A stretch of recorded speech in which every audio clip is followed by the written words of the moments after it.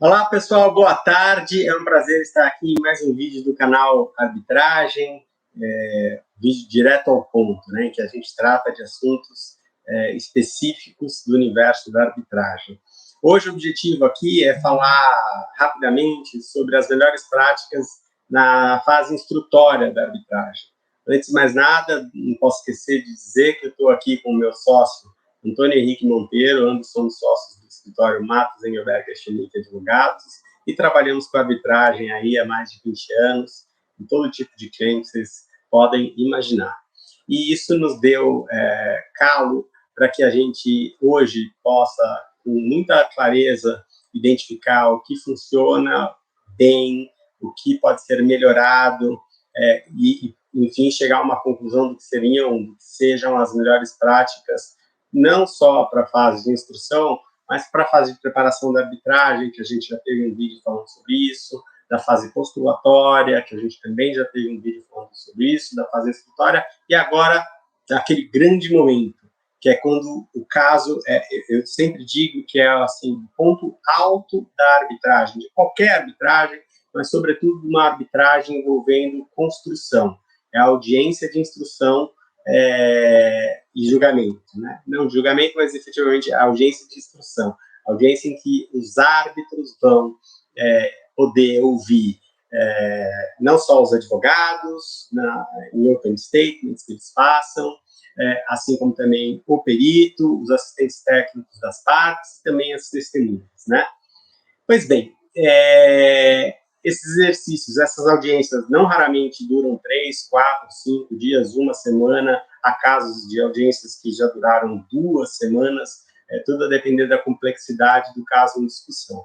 Mas mais ou menos complexo, mais ou menos longo, com mais ou menos pleitos, o ideal, gente, a gente já conseguiu identificar isso com base na nossa experiência, claro, desde que a gente tenha conseguido construir uma fase postulatória adequada, como nós dissemos em um dos últimos vídeos, né, apresentando desde logo com as manifestações escritas todas as provas que dão fundamento aos seus pleitos, assim como também os pareceres dos seus assistentes técnicos, né, e a parte contrária faça igualmente, apresente suas provas, os contrapareceres, né, os pareceres contrapostos de seus assistentes técnicos, formando ao final da fase postulatória um conjunto de pareceres de um lado e de outro, que pode ser unificado num só documento, né, de cada lado, a ser submetido ao perito, que então poderá, como a gente falou no último vídeo, fazer uma perícia não necessariamente fundada em milhares de quesitos, o que normalmente causa uma enorme confusão, cria dificuldade tremenda para a compreensão do assunto, né, técnico pelo tribunal arbitral, gera inconsistências, gera incompletude, gera respostas inconclusivas, em contraposição ao mecanismo que nós consideramos mais adequado, que é do termo de referência para a arbitragem, em que o perito vai ali analisar assunto por assunto, independentemente da formulação de quesitos, e bater o martelo em relação ao que ele entende que haja ou não haja mérito técnico. Pois bem, feito todo esse trabalho, as partes caminham para a famosa audiência de instrução na arbitragem. O que nós consideramos ser o mais adequado para essas audiências, e isso vem sendo assim muito utilizado pelos tribunais arbitrais em arbitragem envolvendo construção, é um rito que comece, por exemplo, principalmente permitindo com que os advogados façam uma apresentação técnica do seu caso. Essa apresentação é diferente de uma apresentação que você faria, por exemplo, no início do caso, dando um general picture do que são os claims e assim por diante. Não. Aqui a ideia é que o advogado já pegue o material probatório criado desde a fase postulatória, passando pela fase instrutória, e faça uma apresentação traduzindo para o português, da forma mais clara possível, as conclusões do perito, né, que são importantes para serem compreendidas pelo tribunal arbitral. E aí o céu é o limite, né? Essa é outra vantagem que a arbitragem proporciona, que as partes possam se valer dos mais sofisticados recursos para a elaboração dessa apresentação, que pode ser um simples PowerPoint, ou uma apresentação audiovisual, ou até mesmo em vídeo, né, gravado, com locução e assim por diante, trabalhado em conjunto, às vezes, com empresas ou com profissionais da área da comunicação que vão ensinar muito aos advogados, assim, olha, você está apresentando o seu caso dessa forma, que tal se você der esse outro enfoque, né? E aí é a visão do comunicador, é uma pessoa leiga que olha o assunto com um olhar de fora e ele fala assim, poxa, já pensou em apresentar essa conclusão pericial sob esse outro enfoque? E isso vai dar um ganho de facilidade de compreensão para o tribunal arbitral? Então, assim, a possibilidade de o advogado começar essa audiência de instrução com uma apresentação, que seja de 45 minutos, uma hora e meia, às vezes, dependendo da complexidade e da magnitude do caso, ajudará muito a colocar o tribunal arbitral a par de tudo que será discutido naquele dia. Claro, o tribunal, que é tribunal, os melhores, mais sofisticados árbitros, quando chegam na audiência de instrução, já sabem o caso de cor e salteado, se prepararam muito bem para tudo aquilo. Mas a apresentação do advogado, que seja bem feita e que abra os trabalhos, ela é um exercício de enorme ganho para todos durante esses trabalhos, né, da audiência. O que nós também recomendamos, em termos de melhores práticas, é que, depois da apresentação feita pelos advogados, né, primeiro pelos advogados do requerente, depois pelos advogados do requerido, e que também pode ser seguida de uma apresentação do mesmo tipo pelos assistentes técnicos de uma parte e da outra, que aí então seja inquirido o perito. E aí, uma vez mais, eu repito o jargão, né? Tirar da arbitragem o que ela tem de melhor. A gente não ficar naquele formato antigo em que todos fomos criados do CPC, em que o perito vai ser inquirido recebendo perguntas lá dos advogados, respondendo essas perguntas, e aí assim segue. Mas assim, a ideia, gente, é a gente aproveitar a flexibilidade da arbitragem para permitir que esses assuntos que são de extrema sofisticação técnica sejam mais facilmente compreendidos pelo tribunal. E o que é bom nesse tipo de coisa? Que se permita, por exemplo, você tem numa bancada um lado os requerentes e outro lado os requeridos, essa bancada vai estar formada ali pelos advogados, pelo time do escritório, pelos assistentes técnicos que trabalharam no caso, preferencialmente desde antes da sua origem, né, na formação do caso. E que o tribunal que se combine entre as partes, que também os assistentes técnicos poderão ou formular questionamentos ao perito ou participar ativamente dessa inquirição num formato que eu vou aqui muito vulgarmente chamar de ping-pong, por exemplo. Né? Numa das últimas arbitragens de construção que eu e o Antônio estiveram envolvidos, o formato que foi utilizado e que deu muito certo foi o seguinte: então, os advogados dos requerentes faziam um dado questionamento a uma conclusão do perito, o perito ia lá, manifestava as suas conclusões, dava os seus esclarecimentos, depois a contraparte, os advogados da contraparte podiam também fazer as suas perguntas, aí a bola retornava para os assistentes técnicos do requerente, que tinha começado a fazer pergunta, a apresentar o seu posicionamento a respeito daquela resposta do perito. Por que isso é bom? E depois que os assistentes técnicos do requerente apresentam esses comentários, a bola vai para o assistente técnico da contraparte, apresentar também ele os seus comentários sobre aquela resposta do perito, do perito a respeito daquele dado pleito. Por que isso é rico? Porque você tem lá um tribunal arbitral prestando muita atenção nessas discussões e ele já vai ter, ao mesmo tempo, a visão, né, e os esclarecimentos do perito e dos assistentes técnicos que trabalharam arduamente no caso também. Ele vai ter a visão do que o perito colocou no laudo, que às vezes precisa ser melhor esclarecido, esmiuçado, mas vai ter também a visão do entendimento dos assistentes técnicos, dos contrapontos que os assistentes técnicos têm a fazer, desde logo, as colocações feitas pelo perito.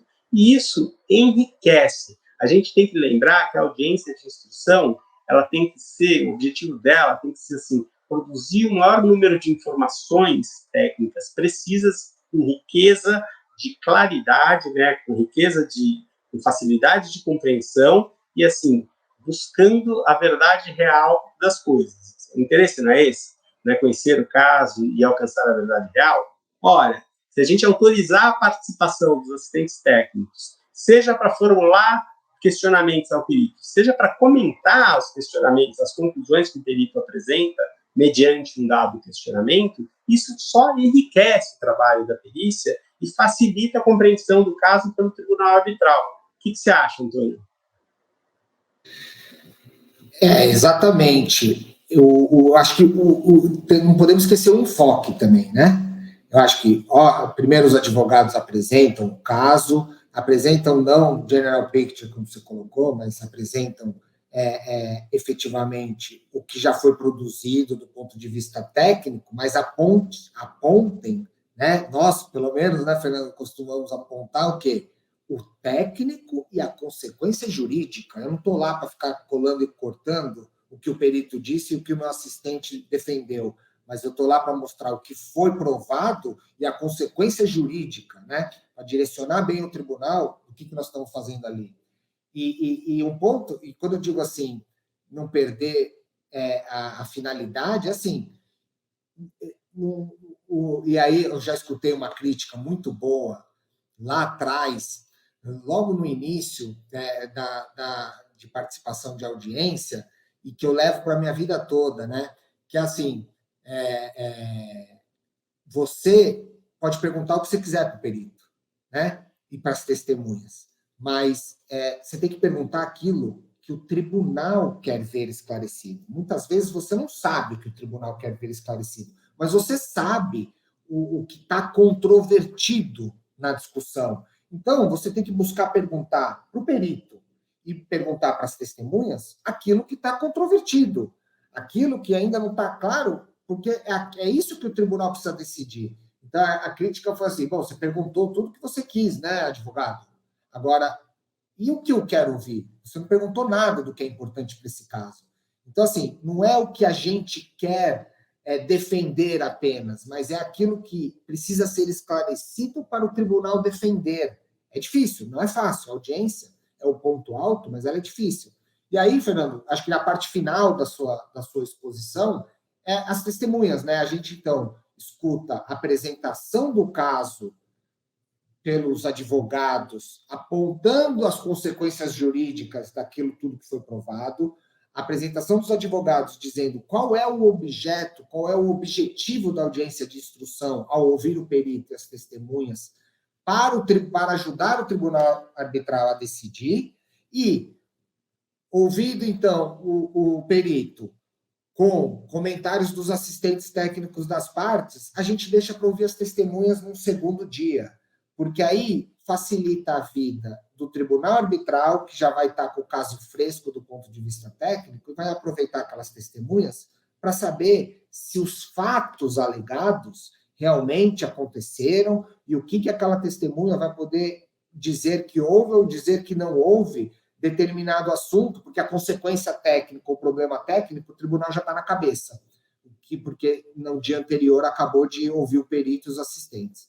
Então, a gente deixa as testemunhas para o final da audiência, para a segunda parte. Começamos com os advogados, assistentes, ouvimos o perito, ouvimos os comentários dos assistentes sobre as respostas do perito e fechamos com as testemunhas. Eu acho que essa é a melhor prática.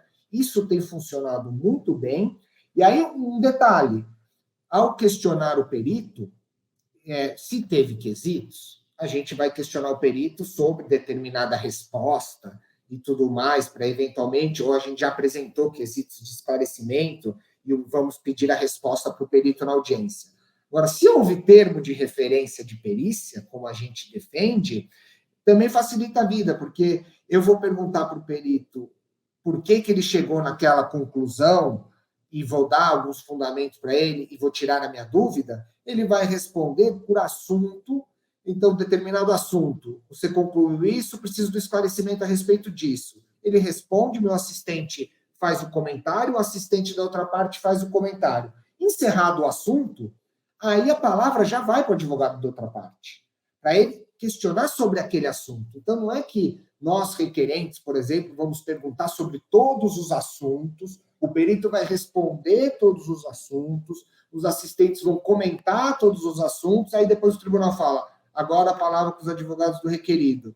Aí os advogados do requerido vão começar daquele assunto 1, que eu comecei o dia tratando, e falar de todos os assuntos, e aí volta tudo. Quer dizer, a gente faz uma cisão por assunto. Então, esgotado o assunto medições, aí eu questionei tudo que eu quis, o advogado da outra parte questionou tudo que quis, acabou o assunto medição. Vamos para o próximo assunto? Improdutividade, aumento de custo direto, aumento de custo indireto, e aí a gente vai passando por assunto, sempre requerente e requerido depois, a depender de quem é o pleito, com comentários dos assistentes. Você torna a audiência mais produtiva e uma tecla que eu sempre bato, eficiente naquilo que o tribunal precisa decidir. Não é o que eu, Antônio, quero saber, não é o que é importante para o meu cliente que o perito diga, mas é aquilo que é importante que o perito diga e que é necessário para o tribunal julgar o caso. Esse é o enfoque. Acho que é isso, né, dos meus comentários. É isso aí, Antônio. Acho que você complementou muito bem. Toda a nossa ideia e todos esses vídeos que nós gravamos aí envolvendo as melhores práticas de atuação em arbitragem de construção visam a facilitar a utilização do Instituto para esses pleitos de construção. Todos nós sabemos que é raro haver uma construção, especialmente se for de médio, grande porte, que não acabe resultando em conflito entre as partes, e também, não raramente, esses conflitos são direcionados à arbitragem, e, assim, a gente quer, com isso, abrir a cabeça dos advogados, das próprias empresas, para esses recursos que podem ser empregados pelos advogados, por provocação dos advogados, para que a arbitragem se processe da maneira mais simples possível, mais eficiente possível. Então, acho que cobrimos todos os pontos, desde do período da gestão do contrato, passando pela preparação dos claims, fase postulatória, fase executória e também audiência. Né? Então, acho que o recado está dado, contem conosco para o que precisarem, ficamos aqui totalmente à disposição para quaisquer esclarecimentos, comentários, puxões de orelha, contraposições que sejam necessárias, que vocês entendam pertinentes. Nós entendemos que o diálogo e o debate faz crescer, e estamos abertos também a quaisquer críticas que vocês julguem pertinentes. Mais uma vez, eu agradeço em meu nome, em nome do Antônio, e ao canal Arbitragem, pelo suporte, por nos possibilitar esse meio de comunicação que é tão rico e que ajuda tanta gente que labuta aí diariamente com esse instituto de arbitragem, que é um método inquestionavelmente adequado para a solução de conflitos de natureza complexa, como é o caso da arbitragem. Uma vez mais, meu agradecimento. Namastê.